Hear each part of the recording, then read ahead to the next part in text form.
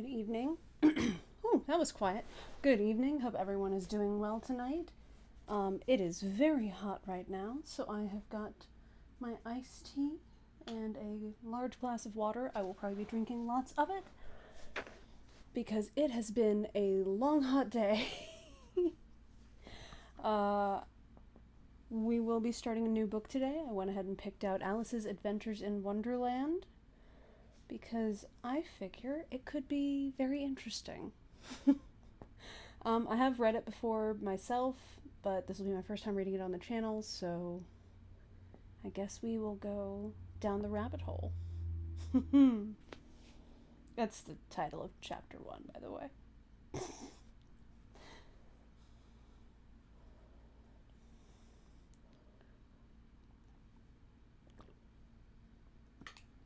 So, chapter 1, Down the Rabbit Hole. Alice was beginning to get very tired of sitting by her sister on the bank and of having nothing to do. Once or twice she had peeped into the book her sister was reading, but it had no pictures or conversations in it, and what is the use of a book, thought Alice, without pictures or conversations? She was considering in her own mind as well as she could, for the hot day made her feel very sleepy and stupid, whether the pleasure of making a daisy chain would be worth the trouble of getting up and picking the daisies, when suddenly a white rabbit with pink eyes ran close by her. There was nothing so very remarkable in that, nor did Alice think it so very much out of the way to hear the rabbit say to itself, oh dear, I shall be late." When she thought it over afterwards, it occurred to her that she ought to have wondered at this, but at the time it all seemed quite natural. But when the rabbit actually took a watch out of its waistcoat pocket and looked at it and then hurried on, Alice started to her feet, for it flashed across her mind that she had never before seen a rabbit with either a waistcoat pocket or a watch to take out of it, and burning with curiosity, she ran across the field after it, and fortunately was just in time to see it pop down a large rabbit hole under the hedge. In another moment, down went Alice after it, never once considering how in the world she was to get out again. The rabbit hole went straight on like a tunnel for some way, and then dipped suddenly down, so suddenly that Alice had not a moment to think about stopping herself before she found herself falling down a very deep well. Either the well was very deep, or she fell very slowly, for she had plenty of time as she went down to look about her and to wonder what was going to happen next. First she tried to look down and make out what she was coming to, but it was too dark to see anything. Then she looked at the sides of the well and noticed they were filled with cupboards and bookshelves. Here and there she saw maps and pictures hung upon pegs. She took down a jar from one of the shelves as she passed. It was labeled orange marmalade, but to her great disappointment it was empty. She did not like to drop the jar for fear of killing somebody underneath, so managed to put it into one of the cupboards as she fell past it. Well, thought Alice to herself, after such a fall as this, I shall think nothing of tumbling down some stairs. How brave they'll all think of me at home! Why, I wouldn't say anything about it, even if I fell off the top of a house, which was very likely true. Down, down, down. Would the fall never come to an end? I wonder how many miles I've fallen by this time, she said aloud. I must be getting somewhere near the center of the earth. Let me see. That would be 4,000 miles down, I think. For you see, Alice had learnt several things of this sort in her lessons in the schoolroom, and though this was not a very good opportunity for showing off her knowledge, as there was no one to listen to her, still it was good practice to say it over. Yes, that's about the right distance, but then I wonder what latitude or longitude I've got to. Alice had no idea what latitude or longitude was, but thought they were nice grand words to say. Presently she began again. I wonder if I shall fall right through the earth. How funny it'll seem to come out among the people that walk with their heads downward. The antipathies, I think. She was rather glad there was no one listening this time, as it didn't sound at all the right word. But I shall have to ask them what the name of the country is, you know. Please, ma'am, is this New Zealand or Australia? and she tried to curtsy as she spoke. Fancy curtsying as you're falling through the air. Do you think you could manage it? And what an ignorant little girl she'll think me for asking. No, it'll never do to ask. Perhaps I shall see it written up somewhere. Down, down, down. There was nothing else to do, so Alice soon began talking again.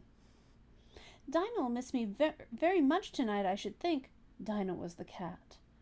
I hope they'll remember her saucer of milk at tea time. Dinah, my dear, I wish you were down here with me. There are no mice in the air, I'm afraid, but you might catch a bat, and that's very like a mouse, you know.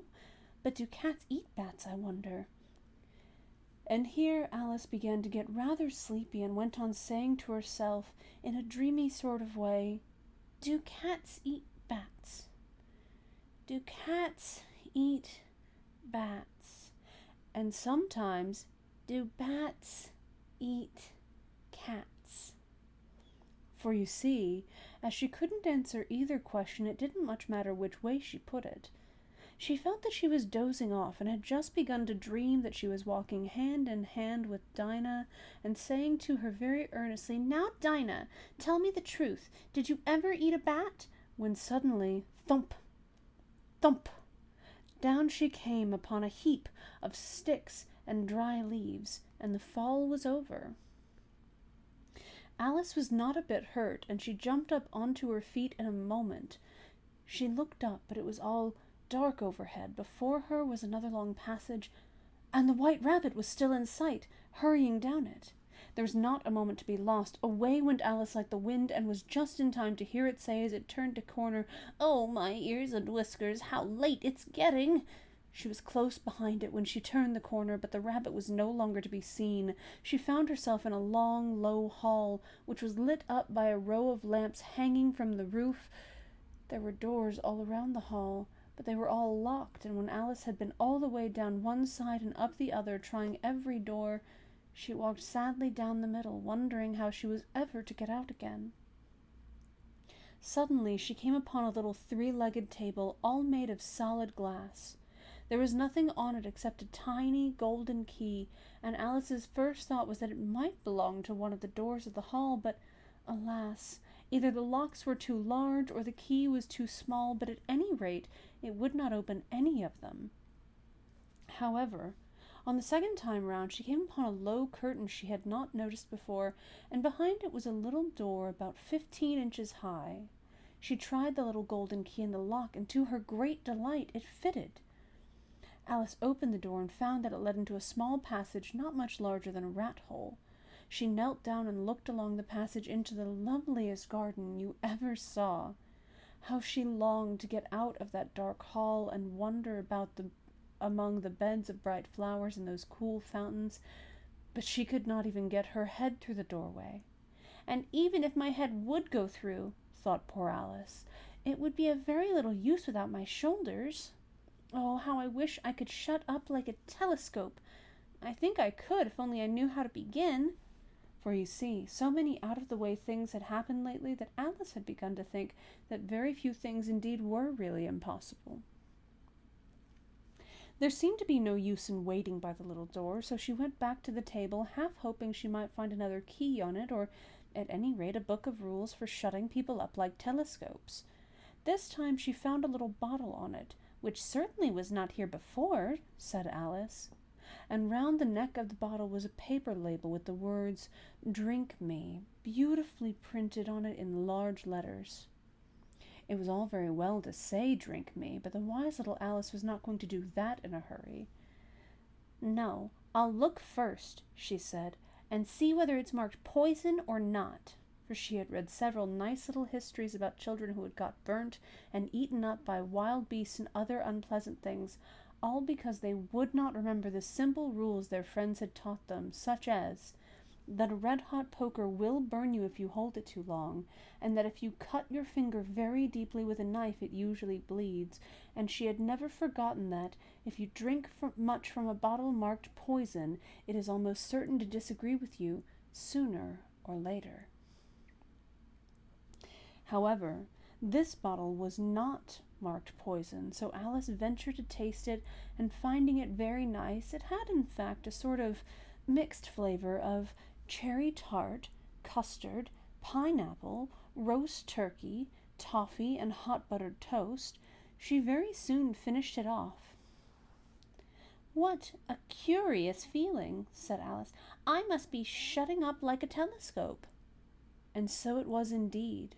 She was now only 10 inches high, and her face brightened up at the thought that she was now the right size for going through the little door into that lovely garden. First, however, she waited for a few minutes to see if she was going to shrink any further. She felt a little nervous about this, for it might end, you know, said Alice to herself, in my going out altogether like a candle.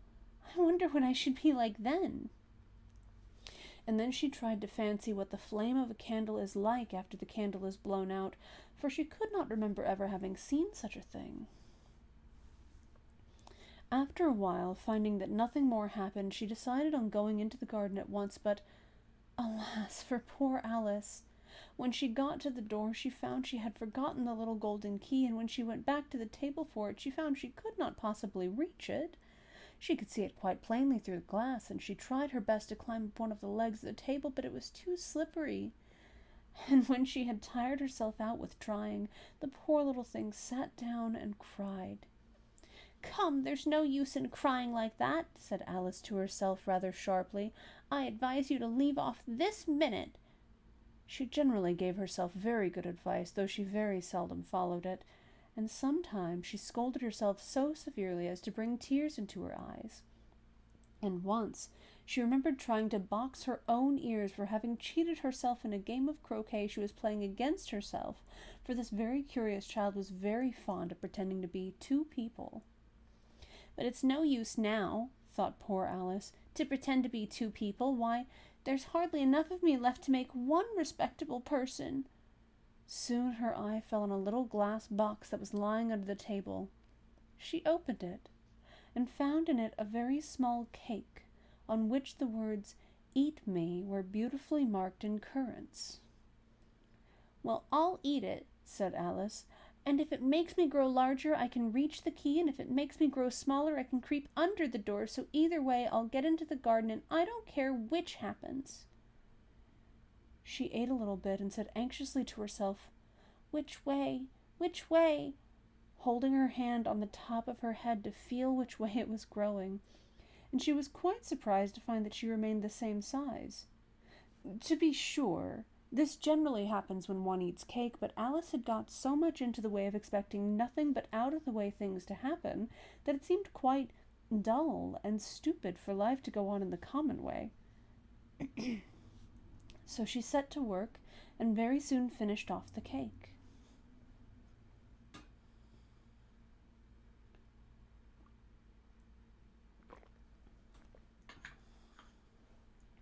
Chapter 2. The Pool of Tears. "Curiouser and curiouser," cried Alice. She was so much surprised that for the moment she quite forgot how to speak good English. "Now I'm opening out like the largest telescope that ever was. Goodbye, feet!" For when she looked down at her feet, they seemed to be almost out of sight, they were getting so far off. "Oh, my poor little feet, I wonder who will put on your shoes and stockings for you now. I'm sure I shan't be able. I shall be a great deal too far off to trouble myself about you. You must manage the best way you can, but I must be kind to them," thought Alice. Excuse me, goodness. I apologize. "But I must be kind to them," thought Alice, "or perhaps they won't walk the way I want to go. Let me see, I'll give them a new pair of boots every Christmas." And she went on planning to herself how she would manage it. "They must go by the carrier," she thought. "And how funny it'll seem sending presents to one's own feet, and how odd the directions will look. Alice's right foot, Esquire, hearthrug, near the fender, with Alice's love. Oh dear, what nonsense I'm talking." Just then her head struck against the roof of the hall. In fact, she was now more than 9 feet high, and she at once took up the little golden key and hurried off to the garden door. Poor Alice! It was as much as she could do lying down on one side to look through into the garden with one eye, but to get through was more hopeless than ever. She sat down and began to cry again. "You ought to be ashamed of yourself," said Alice. "A great girl like you," she might well say this, "to go on crying in this way. Stop this moment, I tell you." But she went on all the same, shedding gallons of tears until there was a large pool all round her, about 4 inches deep and reaching half down the hall. After a time she heard a little pattering of feet in the distance, and she hastily dried her eyes to see what was coming. It was the White Rabbit returning, splendidly dressed, with a pair of white kid gloves in one hand and a large fan in the other. He came trotting along in a great hurry, muttering to himself as he came, "Oh, the Duchess! The Duchess! Oh, won't she be savage if I've kept her waiting?" Alice felt so desperate that she was ready to ask help of any one, so when the rabbit came near her, she began, in a low, timid voice, "If you please, sir." The rabbit started violently, dropped the white kid gloves and the fan, and scurried away into the darkness as hard as he could go. Alice took up the fan and gloves, and as the hall was very hot, she kept fanning herself all the time she went on talking. "Dear, dear, how queer everything is today. And yesterday things went on just as usual. I wonder if I've been changed in the night. Let me think. Was I the same when I got up this morning? I almost think I can remember feeling a little different. But if I'm not the same, the next question is, who in the world am I? Oh, that's the great puzzle." And she began thinking over all the children she knew that were of the same age as herself, to see if she could have been changed for any of them. "I'm sure I'm not Ada," she said, "for her hair goes in such long ringlets, and mine doesn't go in ringlets at all. And I'm sure I can't be Mabel, for I know all sorts of things, and she knows such a very little. Besides, she's she, and I'm I, and oh dear, how puzzling it all is. I'll try if I know all the things I used to know. Let me see. 4 times 5 is 12, and 4 times 6 is 13, and 4 times 7 is... Oh dear, I shall never get to 20 at that rate. However, the multiplication table doesn't signify. Let's try geography. London is the capital of Paris, and Paris is the capital of Rome, and Rome, no, that's all wrong, I'm certain. I must have been changed for Mabel. I'll try and say, how doth the little... And she crossed her hands on her lap as if she were saying lessons, and began to repeat it, but her voice sounded hoarse and strange, and the words did not come the same as they used to. "How doth the little crocodile improve his shining tail, and pour the waters of the Nile on every golden scale? How cheerfully he seems to grin, how neatly spread his claws, and welcome little fishes in his widely smiling jaws." "I'm sure those are not the right words," said poor Alice, and her eyes filled with tears again as she went on.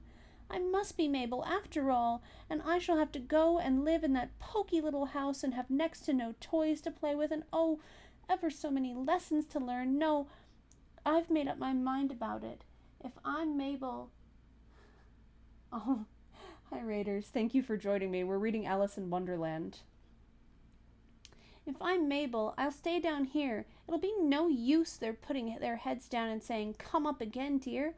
I shall only look up and say, 'Who am I then?' Tell me that first, and then, if I like being that person, I'll come up. If not, I'll stay down here till I'm somebody else. But, oh dear," cried Alice with a sudden burst of tears, "I do wish they would put their heads down. I'm so very tired of being all alone here." As she said this, she looked down at her hands and was surprised to see that she had put on one of the rabbit's little white kid gloves while she was talking. "Well, how can I have done that?" she thought. "I must be growing small again." She got up and went to the table to measure herself by it, and found that, as nearly as she could guess, she was now about 2 feet high, and was going on shrinking rapidly. She soon found out that the cause of this was the fan she was holding, and she dropped it hastily just in time to avoid shrinking away altogether. "That was a narrow escape," said Alice, a good deal frightened at the sudden change, but very glad to find herself still in existence. "And now for the garden." And she ran with all speed back to the little door, but alas, the little door was shut again, and the little golden key was lying on the glass table as before. "And things are worse than ever," thought the poor child, "for I never was so small as this before, never, and I declare it's too bad, that it is." And as she said these words, her foot slipped, and in another moment, splash, she was up to her chin in salt water. Her first idea was that she had somehow fallen into the sea, and in that case I can go back by railway, she said to herself. Alice had been to the seaside once in her life, and had come to the general conclusion that wherever you go to on the English coast, you can find a number of bathing machines in the sea, some children digging in the sand with wooden spades, then a row of lodging houses, and behind them a railway station.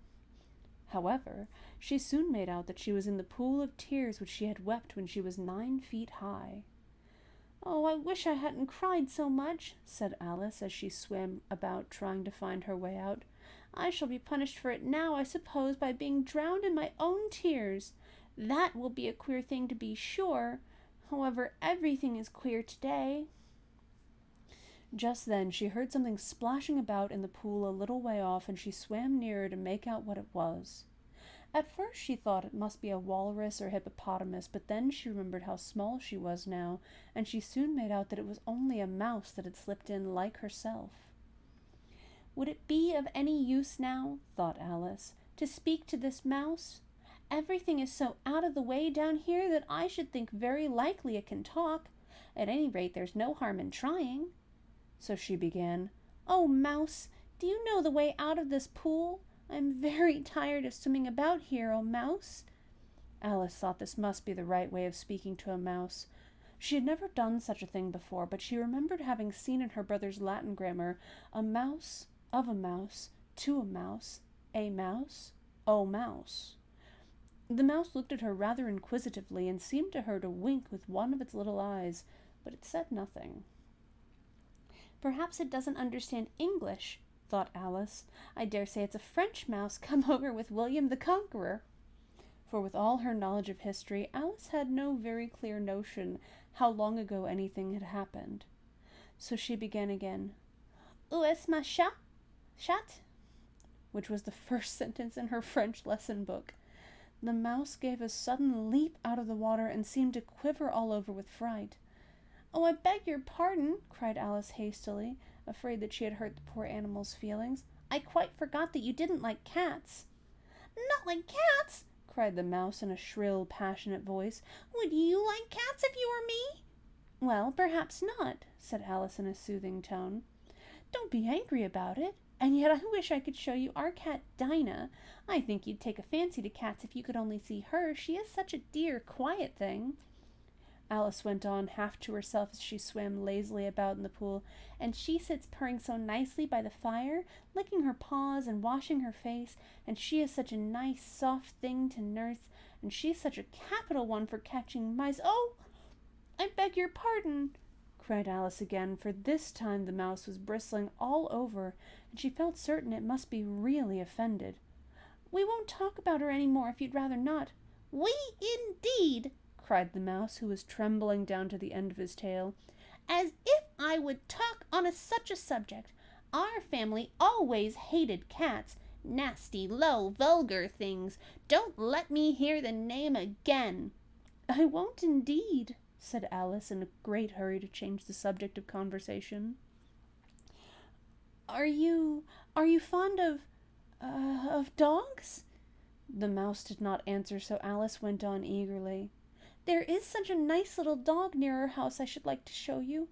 A little bright-eyed terrier, you know, with, oh, such long, curly brown hair, and it'll fetch things when you throw them, and it'll sit up and beg for its dinner, and all sorts of things.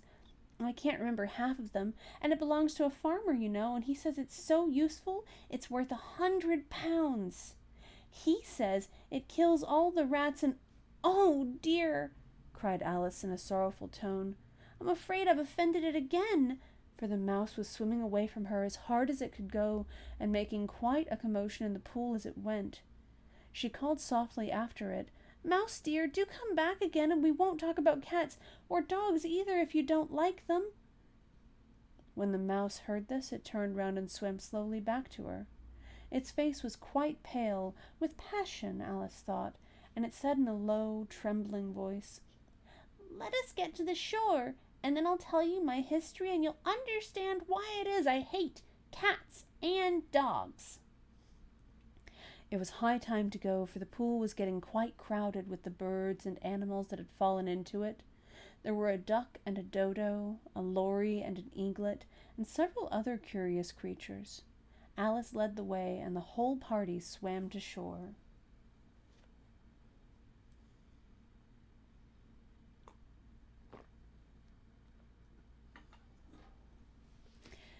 Chapter 3. A Caucus Race and a Long Tail. They were indeed a queer-looking party that assembled on the bank, the birds with draggled feathers, the animals with their fur clinging close to them, and all dripping wet, cross, and uncomfortable. The first question, of course, was how to get dry again. They had a consultation about this, and after a few minutes it seemed quite natural to Alice to find herself talking familiarly with them, as if she had known them all her life. Indeed, she had quite a long argument with the lory, who at last turned sulky and would only say, "I am older than you and must know better." And this Alice would not allow without knowing how old it was, and as the lory positively refused to tell its age, there was no more to be said.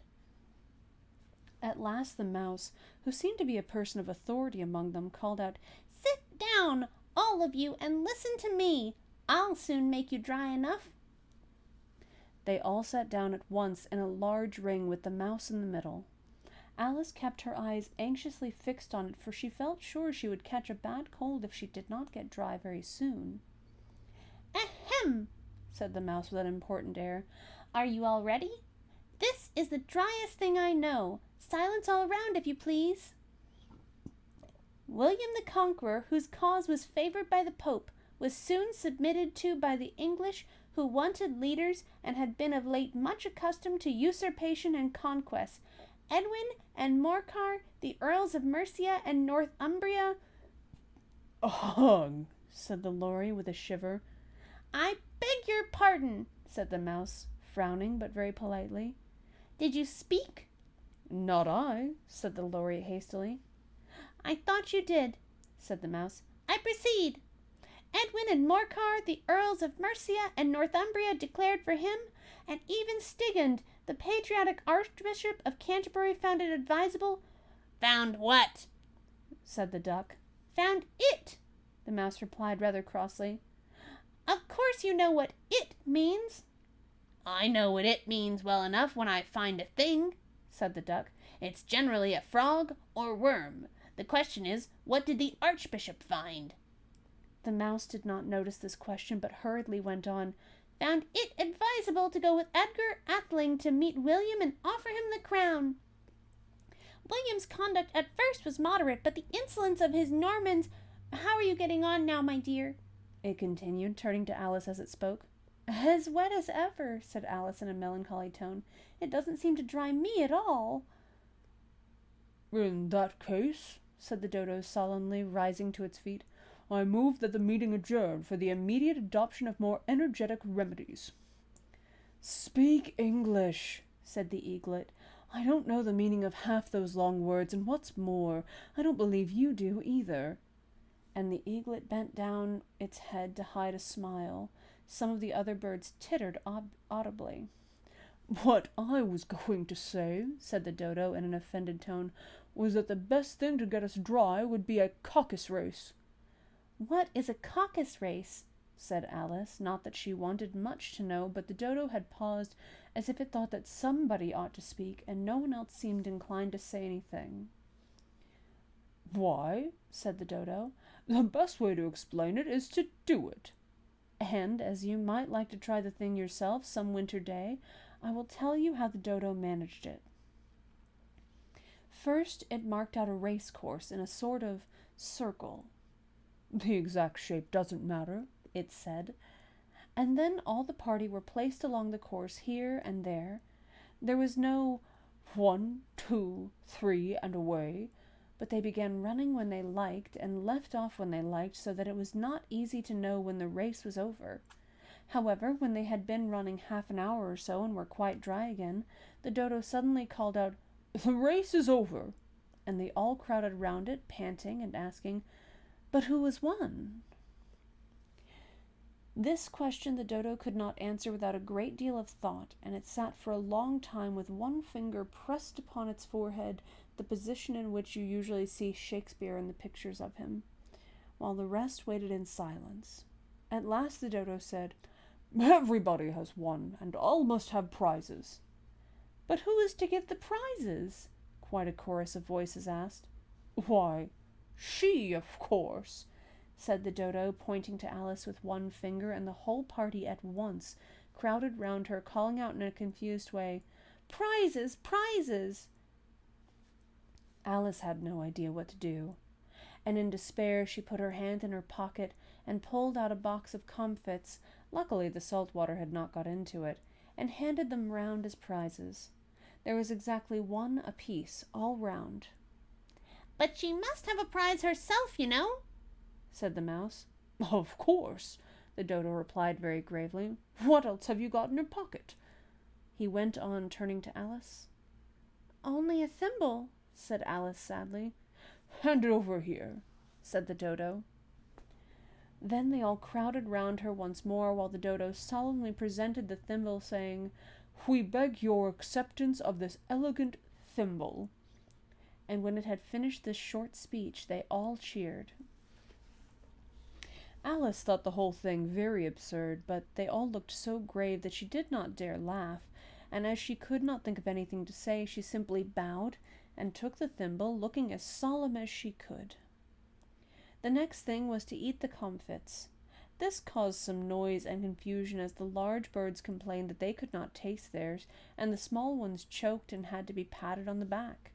However, it was over at last, and they sat down again in a ring and begged the mouse to tell them something more. "You promised to tell me your history, you know," said Alice, "and why it is that you hate C and D," she added in a whisper, half afraid that it would be offended again. "Mine is a long and sad tale," said the mouse, turning to Alice and sighing. "Well, it is a long tale, certainly," said Alice, looking down with wonder at the mouse's tail. "But why do you call it sad?"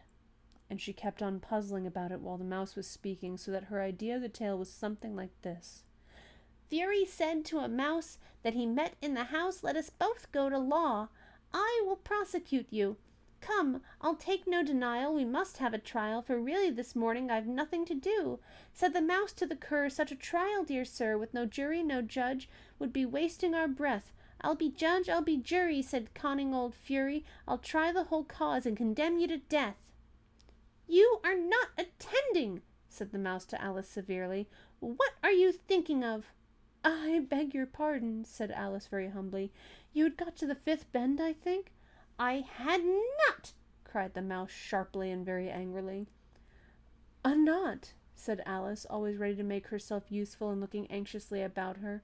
"Oh, do let me help undo it." "I shall do nothing of the sort," said the mouse, getting up and walking away. "You insult me by talking such nonsense." "I didn't mean it," pleaded poor Alice, "but you're so easily offended, you know." The mouse only growled in reply. "Please come back and finish your story," Alice called after it, and the others all joined in chorus, "Yes, please do." But the mouse only shook its head impatiently and walked a little quicker. "What a pity it wouldn't stay," sighed the lory as soon as it was quite out of sight, and an old crab took the opportunity of saying to her daughter, "Ah, my dear, let this be a lesson to you never to lose your temper." "Hold your tongue, Ma," said the young crab a little snappishly. "You're enough to try the patience of an oyster." "I wish I had our Dinah here, I know I do," said Alice aloud, addressing nobody in particular. "She'd soon fetch it back." "And who is Dinah, if I might venture to ask the question?" said the lory. Alice replied eagerly, for she was always ready to talk about her pet. Dinah's our cat, and she's such a capital one for catching mice you can't think. And oh, I wish you could see her after the birds. Why, she'll eat a little bird as soon as look at it." This speech caused a remarkable sensation among the party. Some of the birds hurried off at once. One old magpie began wrapping itself up very carefully, remarking, "I really must be getting home. The night air doesn't suit my throat." And a canary called out in a trembling voice to its children, "Come away, my dears. It's high time you were all in bed." On various pretexts they all moved off, and Alice was soon left alone. "Oh, I wish I hadn't mentioned Dinah," she said to herself in a melancholy tone. "Nobody seems to like her down here, and I'm sure she's the best cat in the world. Oh, my dear Dinah, I wonder if I shall ever see you any more." And here poor Alice began to cry again, for she felt very lonely and low-spirited. In a little while, however, she again heard a little pattering of footsteps in the distance, and she looked up eagerly, half hoping that the mouse had changed his mind and was coming back to finish his story.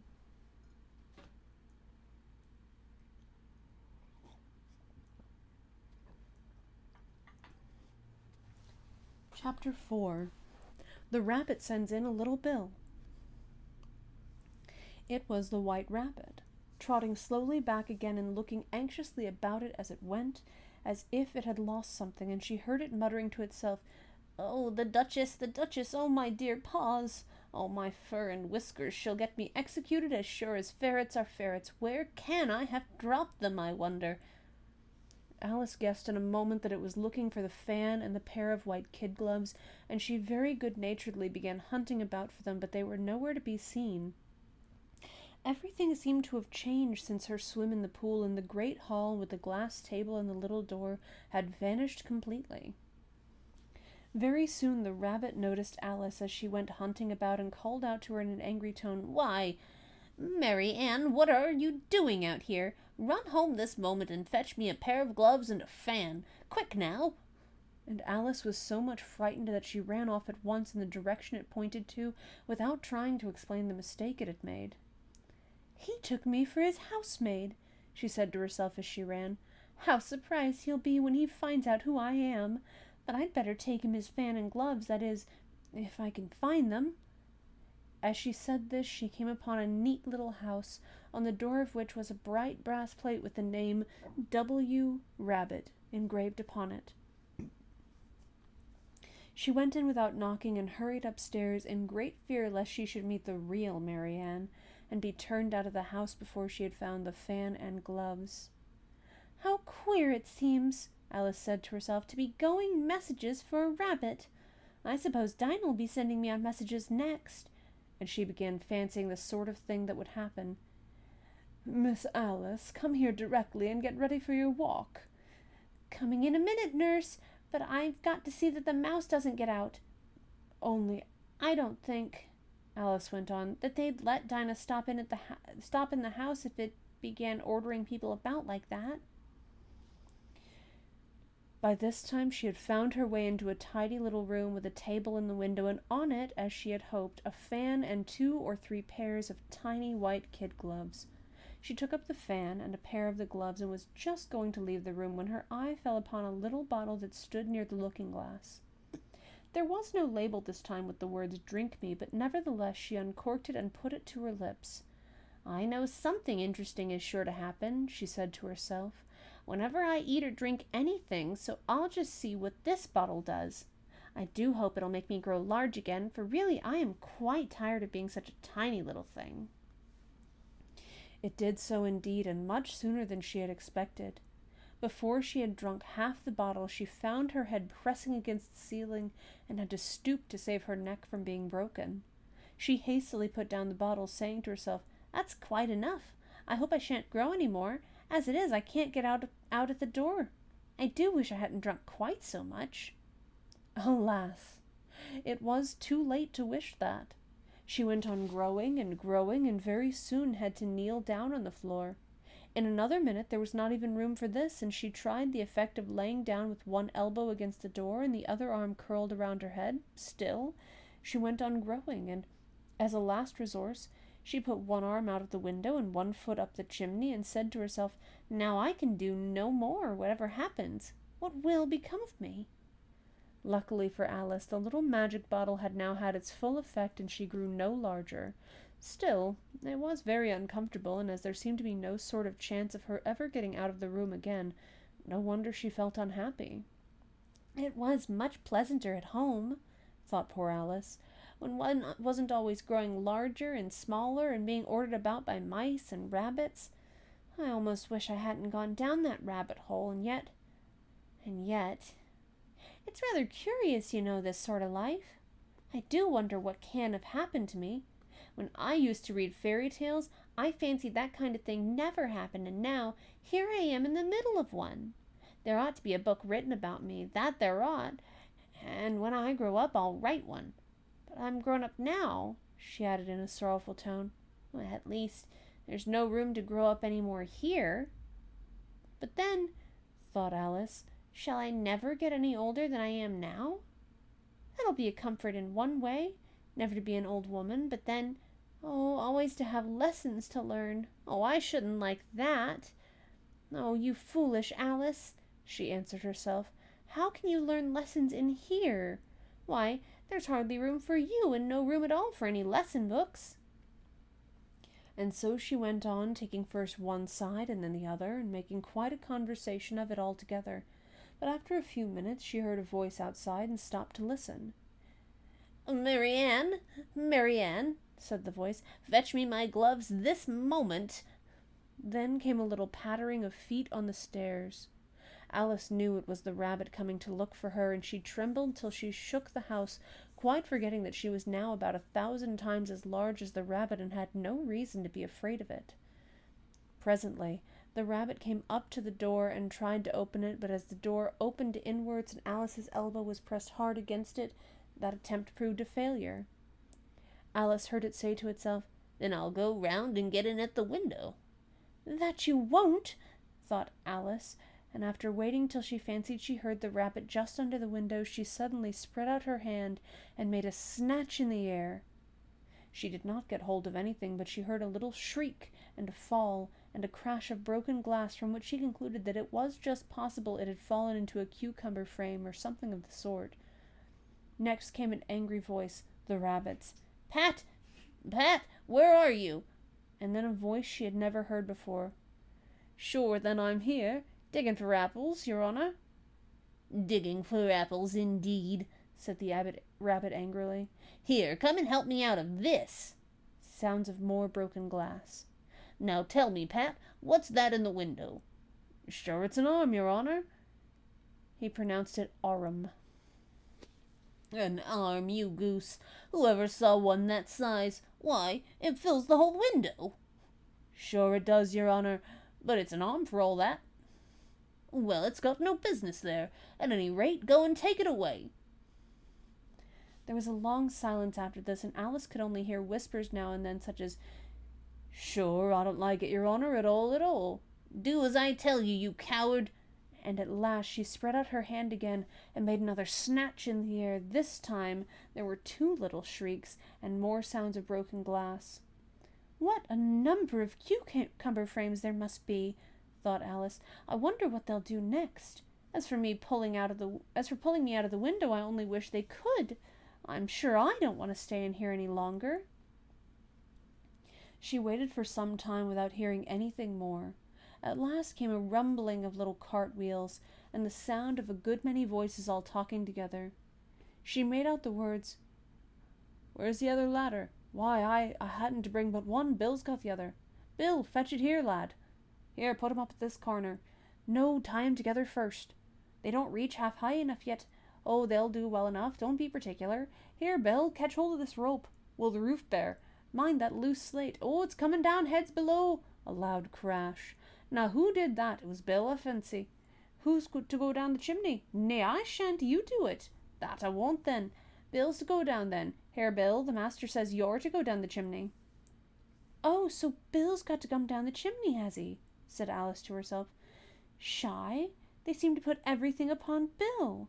I wouldn't be in Bill's place for a good deal. This fireplace is narrow, to be sure, but I think I can kick a little.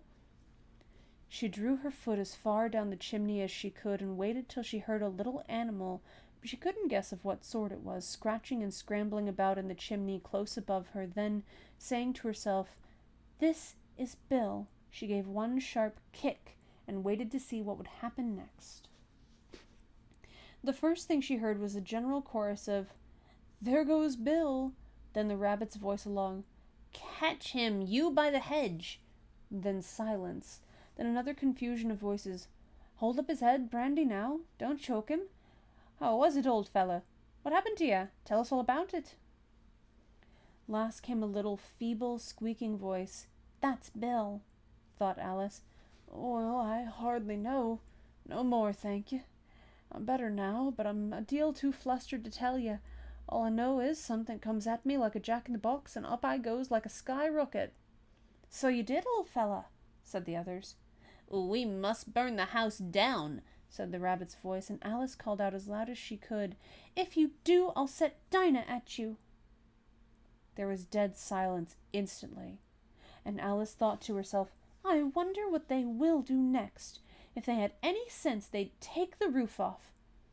After a minute or two, they began moving about again, and Alice heard the rabbit say, "A barrowful will do to begin with." "A barrow full of what?" thought Alice. But she had not long to doubt, for the next moment a shower of little pebbles came rattling in at the window, and some of them hit her in the face. "I'll put a stop to this," she said to herself, and shouted out, "You'd better not do that again," which produced another dead silence. Alice noticed with some surprise that the pebbles were all turning into little cakes as they lay on the floor, and a bright idea came into her head. "If I eat one of these cakes," she thought, "it's sure to make some change in my size, and I can't possibly make me larger. It must make me smaller, I suppose." So she swallowed one of the cakes, and was delighted to find that she began shrinking directly. As soon as she was small enough to get through the door, she ran out of the house and found quite a crowd of little animals and birds waiting outside. The poor little lizard, Bill, was in the middle, being held up by 2 guinea pigs who were giving it something out of a bottle. They all made a rush at Alice the moment she appeared, but she ran off as hard as she could and soon found herself safe in a thick wood. "The first thing I've got to do," said Alice to herself as she wandered about in the wood, "is to grow to my right size again. And the second thing is to find my way into that lovely garden. I think that will be the best plan." It sounded an excellent plan, no doubt, and very neatly and simply arranged. The only difficulty was that she had not the smallest idea how to set about it, and while she was peering about anxiously among the trees, a little sharp bark just over her head made her look up in a great hurry. An enormous puppy was looking down at her with large, round eyes and feebly stretching out one paw, trying to touch her. "Oh, poor little thing," said Alice in a coaxing tone, and she tried hard to whistle to it, but she was terribly frightened all the time at the thought that it might be hungry, in which case it would be very likely to eat her up in spite of all her coaxing.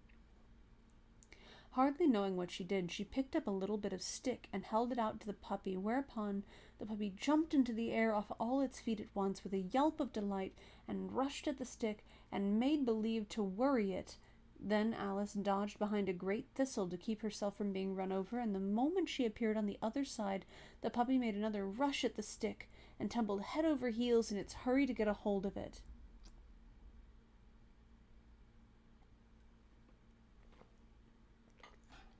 Then Alice, thinking it was very like having a game of play with a cart horse and expecting every moment to be trampled under its feet, ran round the thistle again.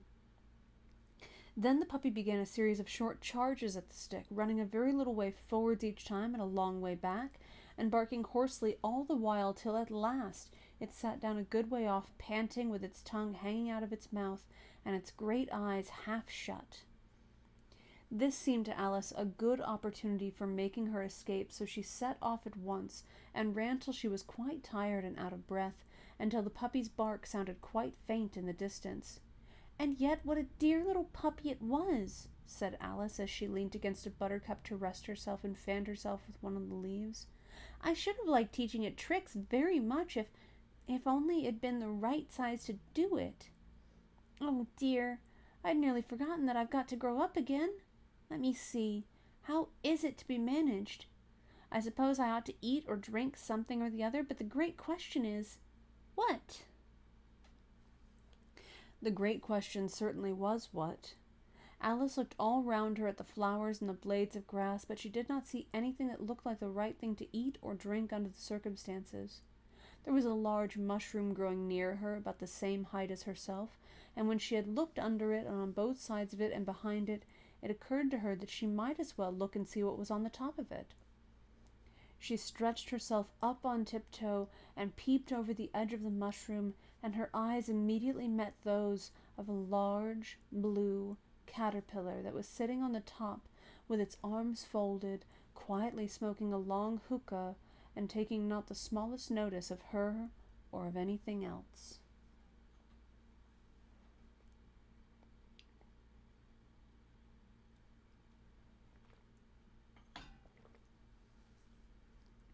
Chapter 5. Advice from a Caterpillar. The caterpillar and Alice looked at each other for some time in silence. At last the caterpillar took the hookah out of its mouth and addressed her in a languid, sleepy voice.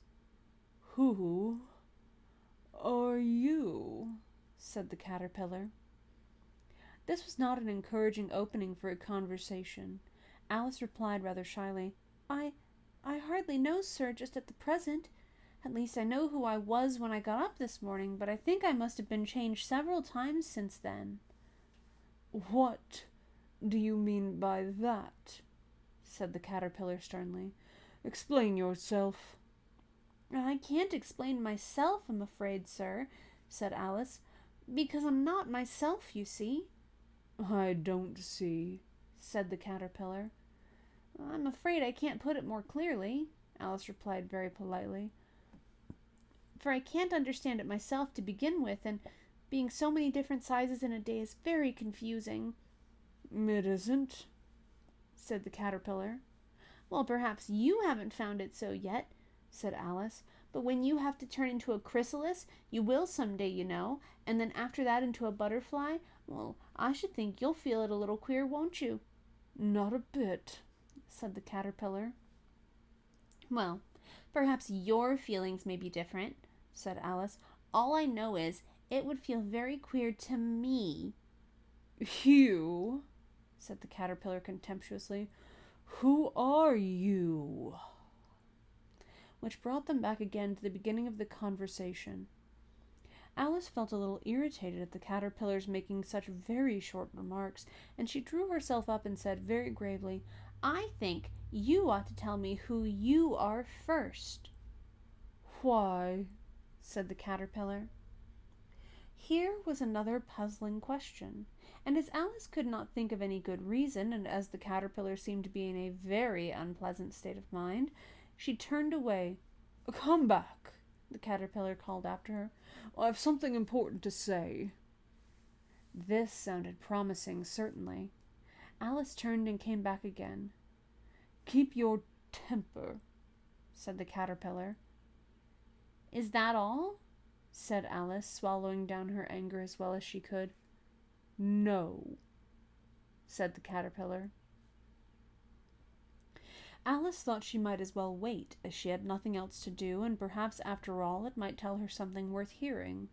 For some minutes it puffed away without speaking, but at last it unfolded its arms, took the hookah out of its mouth again, and said, "So you think you're changed, do you?" "I'm afraid I am, sir," said Alice. "I can't remember things as I used to, and I don't keep the same size for 10 minutes together." "Can't remember what things?" said the caterpillar. "Well, I've tried to say, 'How doth the little busy bee,' but it all came out different," Alice replied in a very melancholy tone. "Repeat. You are old Father William," said the caterpillar. Alice folded her hands and began. "You are old Father William, the young man said, and your hair has become very white, and yet you incessantly stand on your head. Do you think at your age it is right? In my youth, Father William replied to his son, I feared it might injure my brain, but now that I'm perfectly sure I have none, why I do it again and again. You are old, said the youth, as I mentioned before, and have grown most uncommonly fat. Yet you turned a back somersault in at the door. Pray, what is the reason of that? In my youth, said the sage, as he shook his grey locks, I kept all my limbs very supple. By the use of this ointment, 1 shilling the box. Allow me to sell you a couple? You are old, said the youth, and your jaws are too weak for anything tougher than suet. Yet you finished the goose with the bones and the beak. Pray, how did you manage to do it? In my youth, said his father, I took to the law and argued each case with my wife, and the muscular strength which it gave to my jaw has lasted the rest of my life. You are old, said the youth. One would hardly suppose that your eye was as steady as ever, yet you balanced an eel on the end of your nose. What made you so awfully clever? I have answered 3 questions, and that is enough, said his father. Don't give yourself airs. Do you think I can listen all day to such stuff? Be off, or I'll kick you downstairs. That is not said right, said the caterpillar. Not quite right, I'm afraid, said Alice timidly. Some of the words have got altered. It is wrong from beginning to end, said the caterpillar decidedly, and there was silence for some minutes. The caterpillar was the first to speak. What size do you want to be? It asked. Oh, I'm not particular as to size, Alice hastily replied. Only one doesn't like changing so often, you know. I don't know, said the caterpillar. Alice said nothing.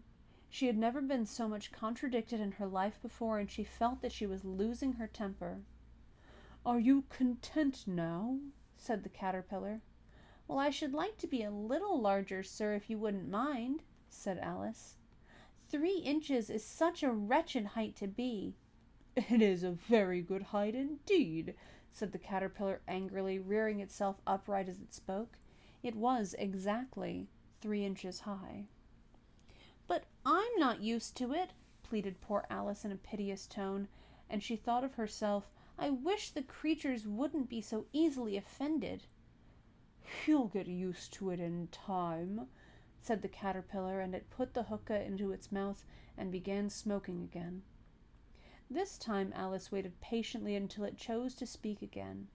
In a minute or two the caterpillar took the hookah out of its mouth and yawned once or twice and shook itself. Then it got down off the mushroom and crawled away in the grass, merely remarking as it went, One side will make you grow taller, and the other side will make you grow shorter. One side of what? The other side of what? Thought Alice to herself. Of the mushroom, said the caterpillar, just as if she had asked it aloud, and in another moment it was out of sight.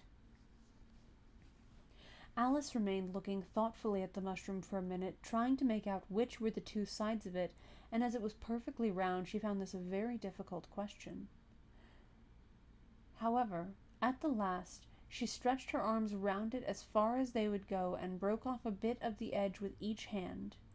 And now which is which? She said to herself, and nibbled a little of the right-hand bit to try the effect. The next moment she felt a violent blow underneath her chin. It had struck her foot. She was a good deal frightened by this very sudden change, but she felt that there was no time to be lost, as she was shrinking rapidly, so she set to work at once to eat some of the other bit. Her chin was pressed so closely against her foot that there was hardly room to open her mouth, but she did it at last and managed to swallow a morsel of the left-hand bit. Come, my head's free at last, said Alice in a tone of delight, which changed into alarm in another moment when she found that her shoulders were nowhere to be found. All she could see when she looked down was an immense length of neck, which seemed to rise like a stalk out of a sea of green leaves that lay far below her. What can all that green stuff be? Said Alice. And where have my shoulders got to? And oh, my poor hands, how is it that I can't see you? She was moving them about as she spoke, but no result seemed to follow except a little shaking among the distant green leaves. As there seemed to be no chance of getting her hands up to her head, she tried to get her head down to them, and was delighted to find that her neck would bend all about easily in any direction like a serpent. She had just succeeded in curving it down into a graceful zigzag, and was going to dive in among the leaves, which she found to be nothing but the tops of the trees under which she had been wandering, when a sharp hiss made her draw back in a hurry. A large pigeon had flown into her face and was beating her violently with its wings. "Serpent!" screamed the pigeon. "I'm not a serpent," said Alice indignantly. "Let me alone."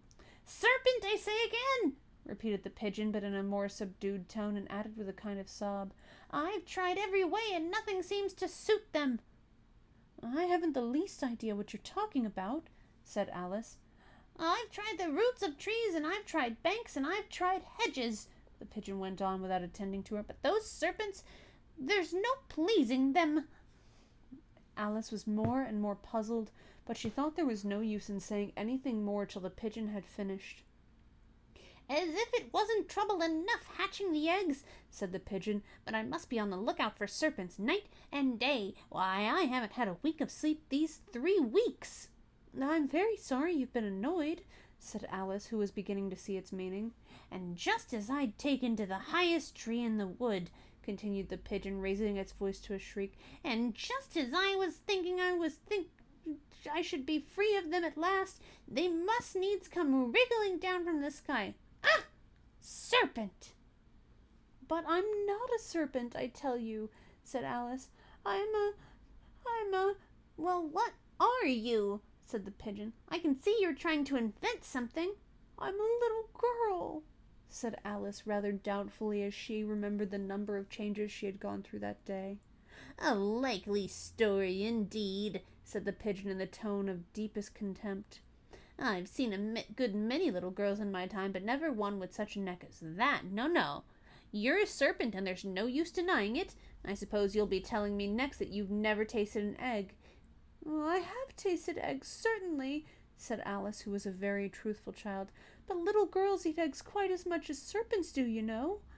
"I don't believe it," said the pigeon. "But if they do, why, then they're a kind of serpent, that's all I can say."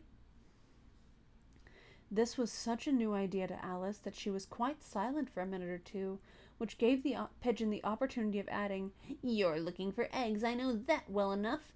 And what does it matter to me whether you're a little girl or a serpent?"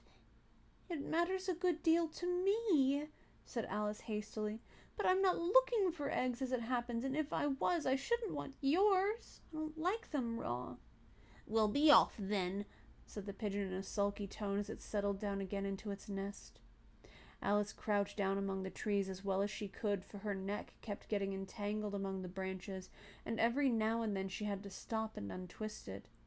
After a while, she remembered that she still held the pieces of mushroom in her hand, and she set to work very carefully, nibbling first at one and then at the other, and growing sometimes taller and sometimes shorter, until she had succeeded in bringing herself down to her usual height. It was so long since she had been anything near the right size that it felt quite strange at first, but she got used to it in a few minutes and began talking to herself as usual. "Come, there's half my plan done now. How puzzling all these changes are! I'm never sure what I'm going to be from one minute to another. However, I've got back to my right size. The next thing is to get into the beautiful garden. How is that to be done, I wonder?" As she said this, she came suddenly upon an open place with a little house in it about 4 feet high. "Well, whoever lives there," thought Alice, "it'll never do to come upon them this size. Why, I should frighten them out of their wits." So she began nibbling at the right-hand bit again, and did not venture to go near the house till she had brought herself down to 9 inches high. And that seems like a good place to leave off for today's reading session. We will be picking up on Thursday with more Little Nightmares DLC, which has been a lot of fun. We will be continuing Alice's Adventures in Wonderland next Sunday if you want to sit in for another reading stream. I also have a couple of streaming games coming up on the Bard's Playhouse channel on July 9th, 10th, July 9th and 10th. So feel free to go and check me out there in a couple of weeks for some Jasper's Game Day fun. Thank you so much for joining me, and I hope you have a good night and a good rest of your weekend. Goodbye.